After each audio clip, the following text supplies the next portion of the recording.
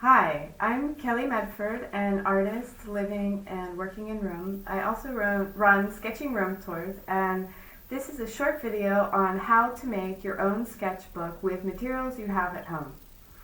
So all you'll need are a few simple things.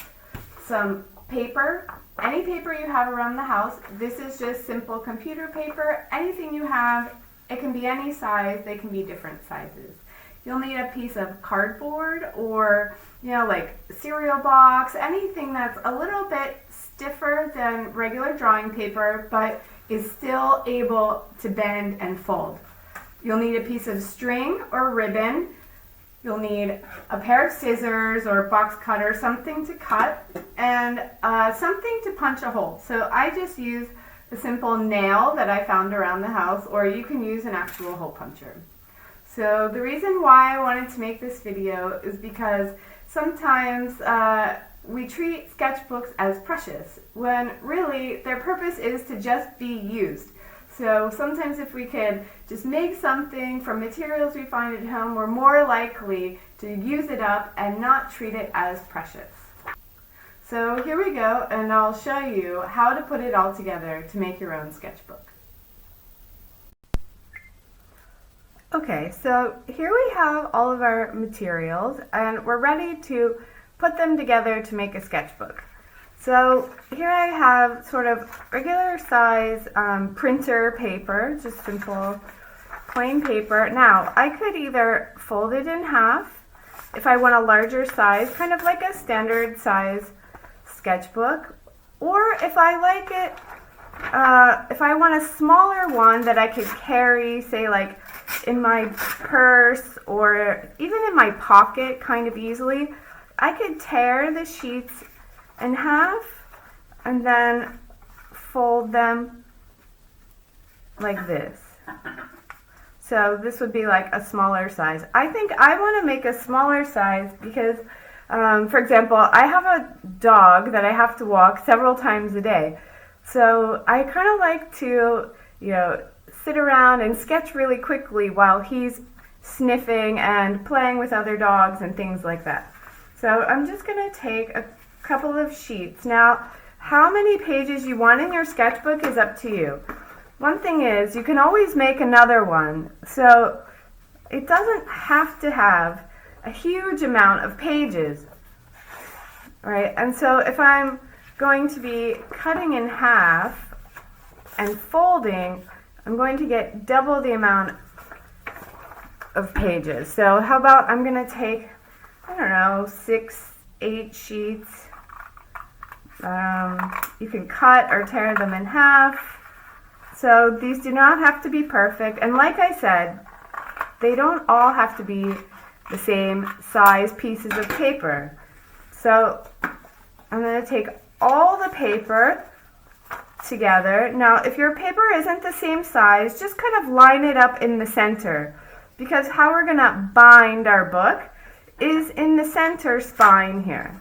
So I'm just going to get all my pieces of paper together. Now, more or less line them up and fold it in half. And here I have the beginning of my sketchbook. Now, I want to get my cover to be the same size. So I'm going to see unfolded. I can have it go over a little bit on the edges. So I can just cut a little bit taller than my actual pages. Okay, straight lines, not necessary, but if you wanted to look nicer, you can definitely get out a ruler and make some straighter cuts. So I'm just leaving a small border, see, around the edges of my sketchbook. Now I'm going to take my cover by itself and do my best to sort of line it up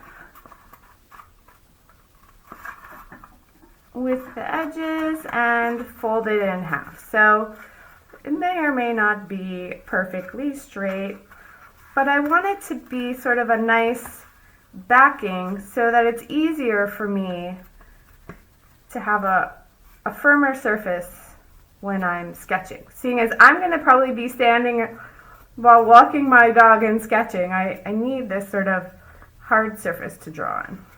Voila. Okay, so it looks something like this. Now I'm going to just put my pages on the inside, and now I'm going to take my nail and punch my holes. So I can punch them. I'm just going to punch 2 holes in the center. Now you don't want them to be too close together because these will be loose, so maybe a little bit farther apart. Now you can do it from the outside spine or the inside spine. Either one is fine. So here I have my nail. So this gets more challenging the more pages you have. And I'm just pushing it through like this, and I'm sort of wiggling the nail around to enlarge in the hole. Now I want to hold it in place so the paper stays lined up more or less. I'm going to punch my second hole. There we go. Okay. I'm going to wiggle the nail around to make the hole a little bit larger. Okay, now I'm just going to see if my ribbon might be a little bit too large for this hole, so I'm going to take the nail, sorry if you can't see here, and push it through. Okay, so here I've got one end coming through. I'm just going to pull it through, and then I'll put the other end through the other hole. So obviously string is a little bit better than this ribbon that I've got, but that's all I found around my house. So it will do just fine. So I'm sort of, making a little tight end and trying to get it to fit through this small hole. Anyone who's good at threading needles will be great at this. Okay. Pull that through. Okay, so here I've got my paper held inside, and here my ribbon is coming on the outside. So I'm just going to go ahead and tie it pretty tight, right, so that my paper is firm and doesn't wiggle around too much while sketching. There you go. So now we have a sketchbook. Now, you can definitely decorate the cover, sketch on it, write on it, color on it. So this is yours to personalize as you want. Here you have your homemade sketchbook. I hope that you will be inspired to use it, fill it up, and sketch. If you'd like to join us for a 3-week free online class for getting inspired and keeping your own sketchbook, you can find it on my website, kellymedford.com, under workshops, and sign up to be in the class. Thank you for watching, and happy sketching.